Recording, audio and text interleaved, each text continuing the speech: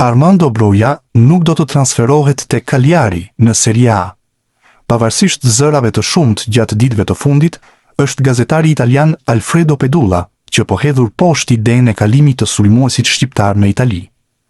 Sipas Pedulla, Cagliari nuk është interesuar kurrë për 25-vjeçarin e kombëtares shqiptare, madje nuk e ka pasur në listat e objektivave. Kështu, Armando Broja mbetet ende në ajër me një të ardhme të paqartë pas rënies së Burnley nga Premier League. Klubi anglez duket se po pret të emërojë trajnerin e ri dhe më pas të zgjidh problemin e largimeve dhe afrimeve. Nuk dihet ende nëse Broja do të jetë në planet e timonjerit të ri të ekipit anglez. Sulmuesi i kombëtares Armando Broja, në një video të radhës për kanalin e klubit të Burnley, ka treguar përmes një pyetësori të shkurtër disa sekrete në lidhje me fushën e blertë dhe jashtë saj. Broja ju bashkua ekipit të Burnley në verën e vitit 2025, ndërsa ende nuk e ka gjetur veten. Shoku juaj më i mirë në futboll. Do të thoja Sterling, Livramento, Colwill, Edward, Laurent. Numri që ju mbani mend si futbollist. Numrimi i parë ishte 57, besoj. Mendoj se ky ishte numri që kam debutuar.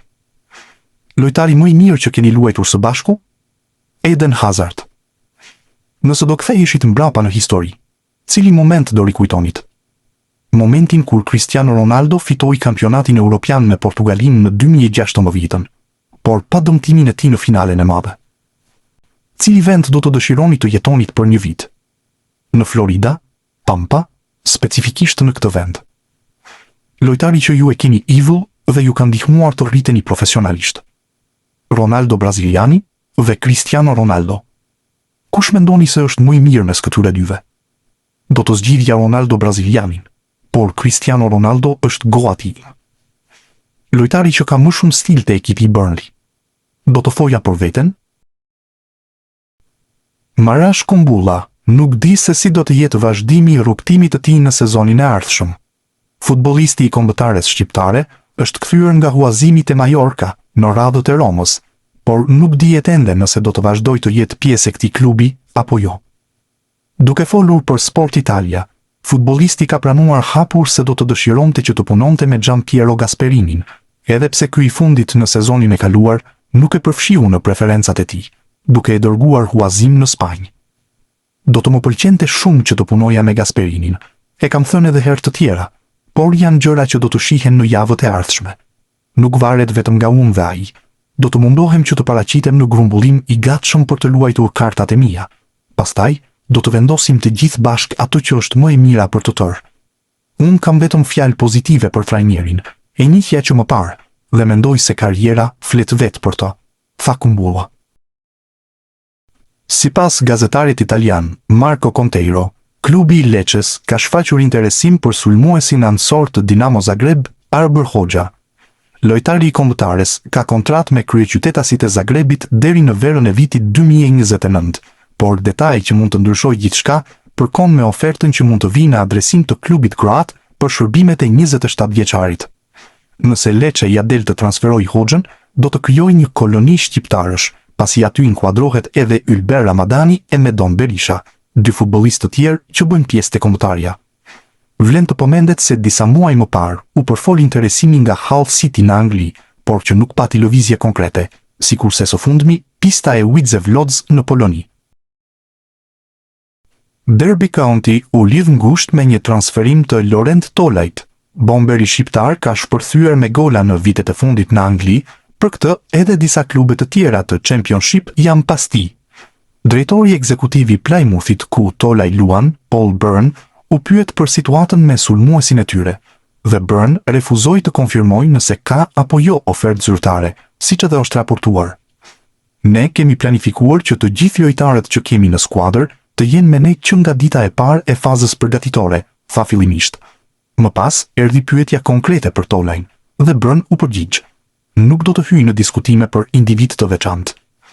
Jo vetëm klubet angleze, pasi edhe Celtic në Skoci është interesuar për Tolajn. Faza përgatitore ka nisur dhe sulmuesi shqiptar është pjesë e Plymouthit. Një shifër prej 5 milion poundësh ka qarkulluar si kërkesa fillestare e Plymouthit. Jo vetëm kaq, pasi në rast shitje synohet të shtohen edhe bonuse në kontratë apo përqindje nga kartoni. Rej Manaj duket se ka marrë vendimin për të ardhmen e tij.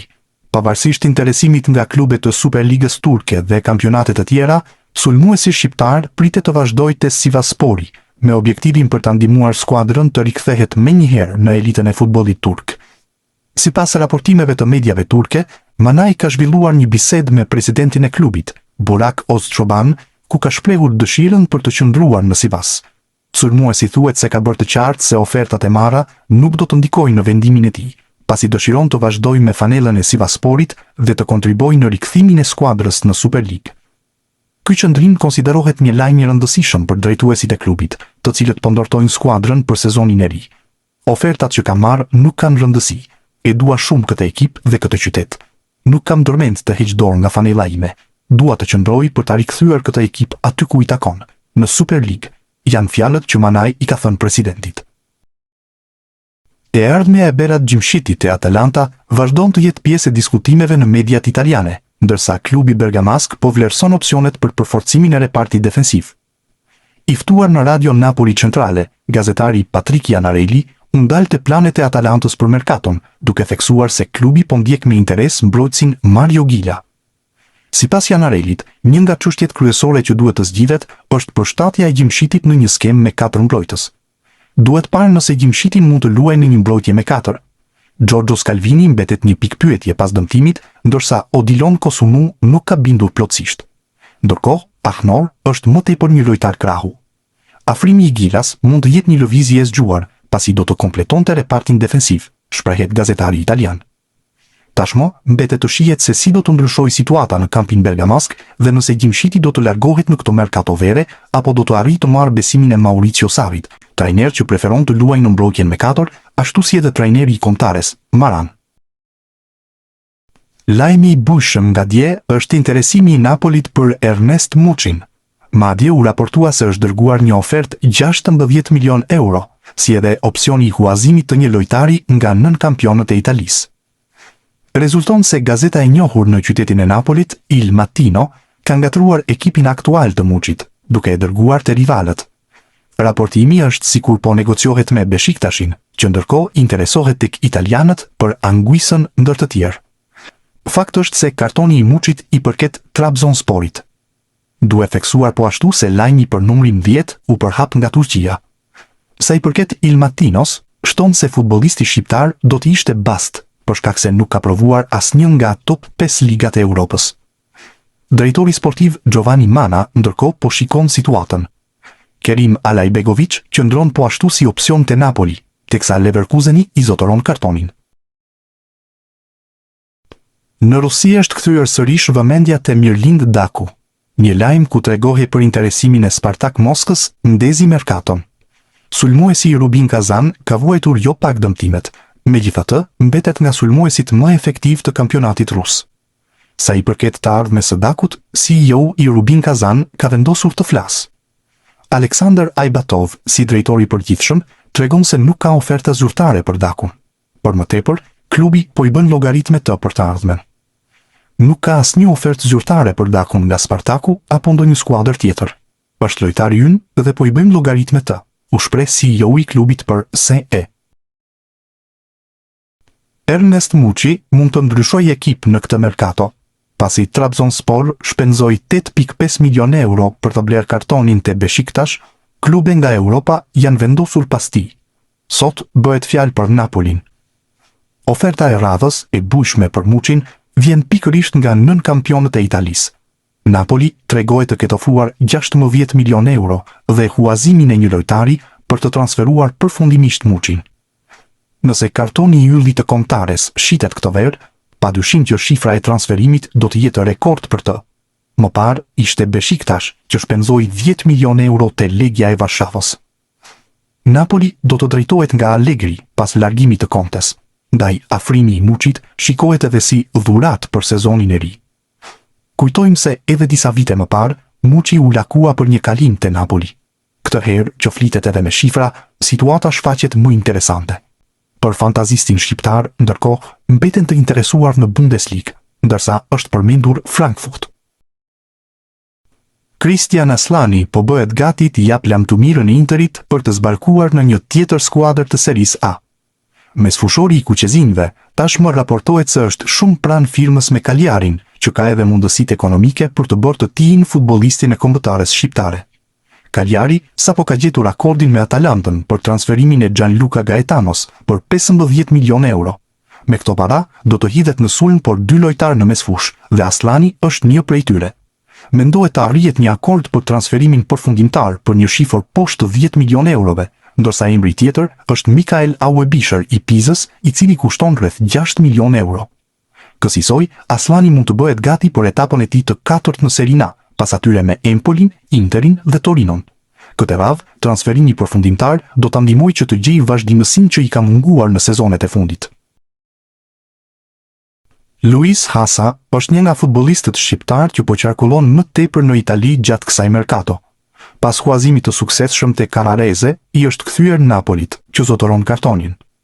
Tutto Mercato raportoi sot një pistë të re për Hasan. Bëhet fjalë për Sampdorian, që e ka një nga 2 objektivat e saj për mesfushën.